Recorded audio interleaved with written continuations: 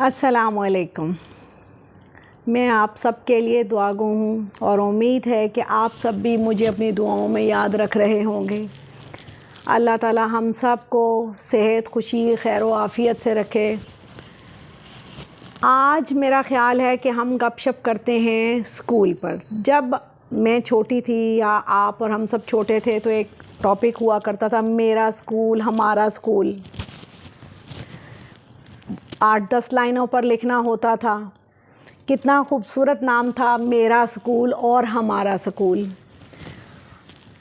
तो इस नाम की हमें इज़्ज़त और कदर करनी चाहिए। मैं और हम कहने से ना बहुत अपनायत होती है। हमें भी बचपन में यही सिखाया गया, मेरा स्कूल हमारा स्कूल।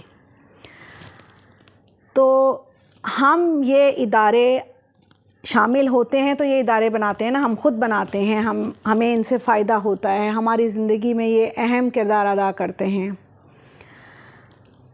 तो मैं ये समझती हूँ कि हमें अपने बच्चे जहाँ हम जिस भी इदारे में भेजते हैं, हमें उनकी माहाना, सालाना जो फ़ीस होती है वो खुशी से, टाइम से दे देनी चाहिए। अक्सर का जवाब तो यही होगा कि हम टाइम से ही दे देते हैं, और ख़ैर लोग देते भी हैं, ऐसी बात तो नहीं है। अब टाइम से फ़ीस दे देने के बहुत से फ़ायदे होते हैं। अब 2-3 फ़ायदे तो मेरी नज़र में भी ये हैं। एक तो ये कि हमारे बच्चों की इज़्ज़त नफ्स मजरूह नहीं होती। जो पेरेंट्स टाइम से फ़ीस नहीं देते तो कम से कम वो अपने बच्चों की इज़्ज़त नफ्स का ही ख्याल कर लिया करें। और दूसरी बात, जब हम फ़ीस दे देते हैं तो इदारा जो है उसको चलने में, रनिंग वे में आने में सहूलत होती है। मुझे मालूम समझ नहीं आ रही कि वो लफ्ज़ क्या लगाऊं। ज़ाहिर है उसमें भी स्टाफ होता है, एक पूरी इंतज़ामिया होती है, तो ये चीज़ जो है ना हमें समझ आ जानी चाहिए। तो मेरा स्कूल और हमारा स्कूल जो है वो छोटे होते तो कमरों तक ही था ना, कि आज 6 कमरे हैं, 5 टीचर हैं, ऐसे मैंने तो ऐसे ही पढ़ा हुआ है। फिर बड़े हुए तो वो उसने और स्कूल ने तरक्की कर ली मज़मून में। लेकिन अब मेरा ख़्याल है कि मैं इतनी बड़ी हो चुकी हूँ और आप सब मेरी छोटी बहनें जो उम्र में मुझसे छोटी हैं या जिनके बच्चे स्कूल गोइंग हैं अभी, तो मेरी रिक्वेस्ट है कि वो अपने बच्चों की फ़ीस फ़िक्र से, टाइम से उन्हें दे दिया करें, ख़ुद जाकर पे करें, ताकि आपके बच्चों की इज़्ज़त नफ्स मजरूह ना हो और इदारे को भी सुकून रहे। जब हम इदारे के साथ अच्छा सलूक नहीं कर पाएंगे तो हमारे बच्चे फैज़याब कैसे होंगे? हम अपने बच्चे को अच्छी बातें ख़ुद नहीं सिखाएंगे तो वो कैसे आएंगी? अब आप कहेंगे इदारों से भी हमें शिकायत हैं। शिकायत होना वो एक दूसरा अलग टॉपिक और मौजू होगा। हर इंसान जहाँ मिलकर रहते हैं वहाँ शिकायत तो होती है ना। एक टोकरी में बर्तन धो के रखे जाएँ तो वो भी कड़क पड़क टड़क की आवाज़ें निकालते रहते हैं। जहाँ इंसान मिलकर रहेंगे वहाँ तो शिकायत तो एक दूसरे से होती रहेंगी। ये खुशाइंद बात भी है।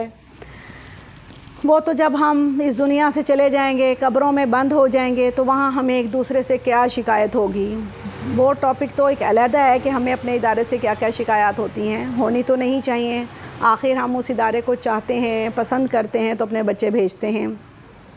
मेरी तो एक मुन्नी सी रिक्वेस्ट यही है कि हम अपने बच्चों के इदारों की फ़ीस टाइम से पहुंचा दिया करें।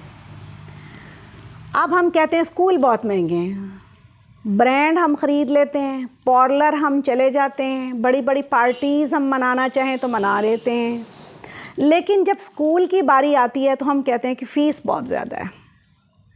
डॉक्टर की बारी आती है तो हम कहते हैं फ़ीस बहुत ज़्यादा है। और भी बहुत सारे शोबे ऐसे होंगे। मुझे तो फ़िलहाल यही लगता है कि भाई हम यूं ही शोर मचाते हैं कि फ़ीस बहुत ज़्यादा है। एक जो अल्लाह ताला ने हमारे हेल्पर पैदा किए हैं, जो हमारे घरों में काम करते हैं, हम कहते हैं जी इनकी तनख्वाह बहुत ज़्यादा है।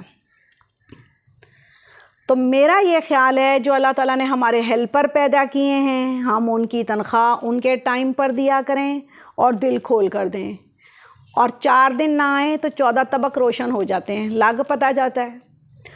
इसलिए ये तो खैर हमारी एक ख़ुदगर्ज़ी है ना कि इसलिए, वरना हमें हर चीज़ एक टाइम पर उसको पूरा कर लेना है। एक हदीस है जिसका मफ़हूम मेरे जहन में आ रहा है कि मज़दूर को मज़दूरी उसका पसीना खुश्क होने से पहले दे देनी चाहिए। तो अब हम सब अपने गिरेबान में झांक लें कि हम क्या करते हैं। तो हम सारे ही मज़दूर, हम मज़दूर उसे कहते हैं जो ईंटें उठाए, गारा उठाए, तगारी उठाए और वो बिल्डिंग बनाने में जो काम आते हैं। हमें मज़दूर की डेफिनेशन वही समझ आती है। हम पाकिस्तानी हैं, गरीब लोग हैं, गरीब मुल्क में रहते हैं, हम तो सारे ही मज़दूर हैं और ये सब मज़दूरी की किस्में ही हैं। तो ये हैं हम बेसिकली मज़दूरी। तो इसकी यही चीज़ मुझे जहन में आ रही थी। फिर हम स्कूलों से शिकवे करते हैं, शिकवे अपनी जगह हैं, वो हम किसी दिन फिर गपशप में मज़े मज़े की बातें करेंगे जब आप मुझे कमेंट्स देंगे और बताएंगे। तो फ़िलहाल तो यह कि हमें अपनी इस्लाह करनी है।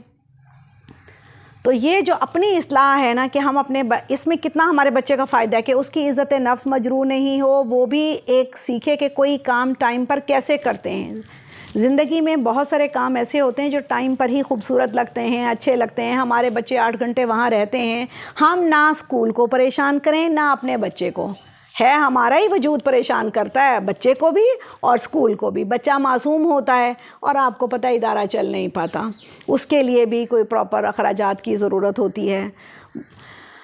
तो फिर हम जब अपने इदारे से कोई शिकायत करते हैं अपने बच्चे की वजह से, तो वो भी हमें अच्छे अल्फाज में अच्छे तरीके से देनी चाहिए।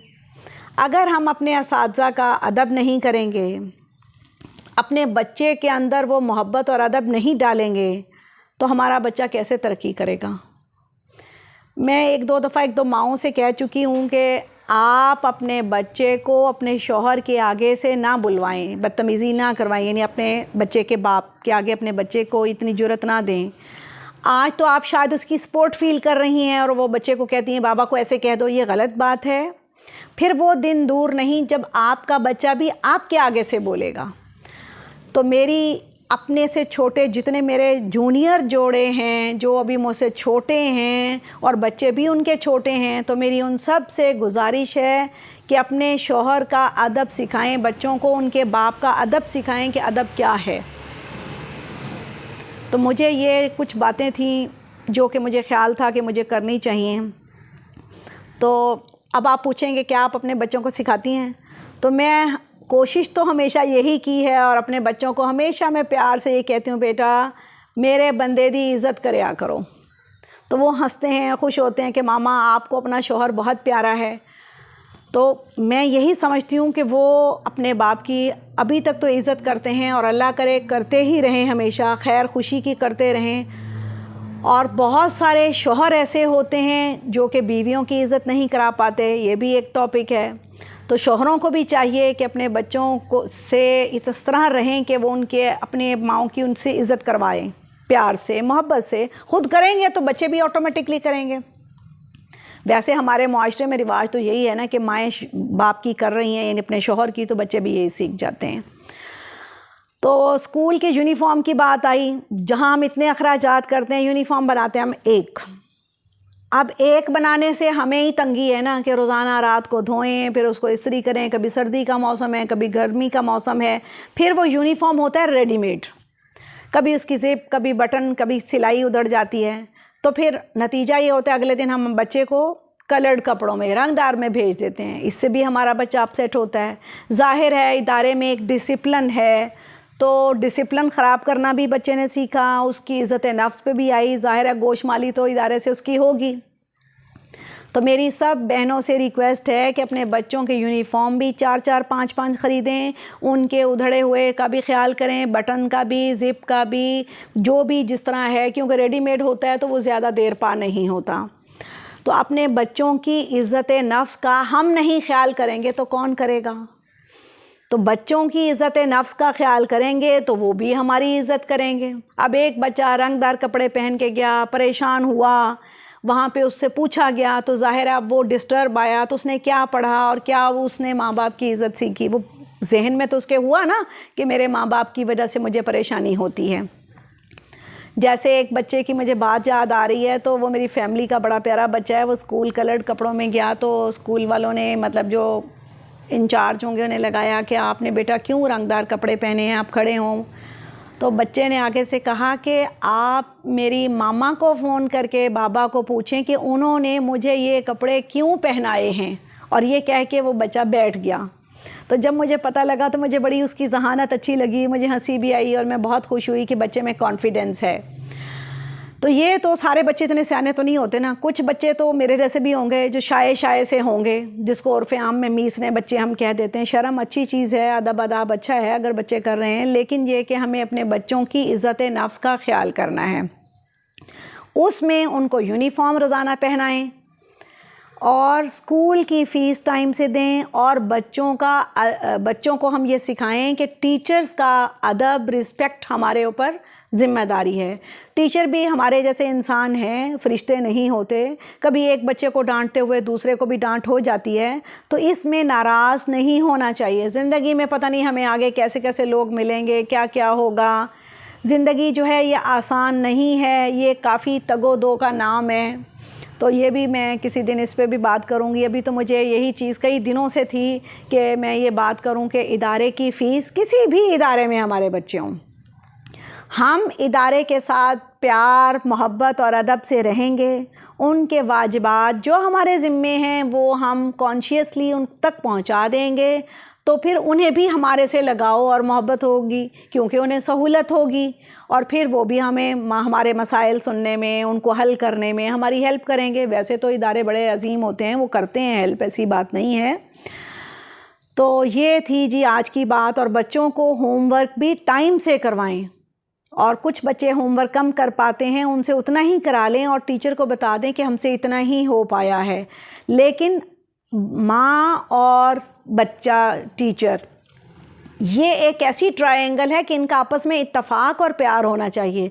ये ट्रायंगल जितनी मज़बूत होगी, हमारा बच्चा इंशाल्लाह उतना ही बहुत अच्छा होगा और बड़े अच्छे ओहदे पर पहुँचेगा। तो आप सब मुझे बताएं जी, कितने हैं माएँ जो बड़े शौक़ से कॉन्शियसली जो हैं इदारे की फ़ीसें दे आती हैं, बच्चे की इज़्ज़त नफ्स का ख्याल करती हैं, यूनिफ़ॉर्म 4-4 बना रखे हैं, क्योंकि उसको सुखाना धुलाना अगर एक ही है तो मसला तो है ना। और हमें घर पर भी बच्चों के साथ आप जनाब से ज़रूर बोलना चाहिए, इससे भी बहुत फ़ायदा होता है। अल्लाह ताला हम सब के बच्चों को नेक बनाए, बड़े ओहदों पर पहुँचाए, खैर खुशी रखे जी।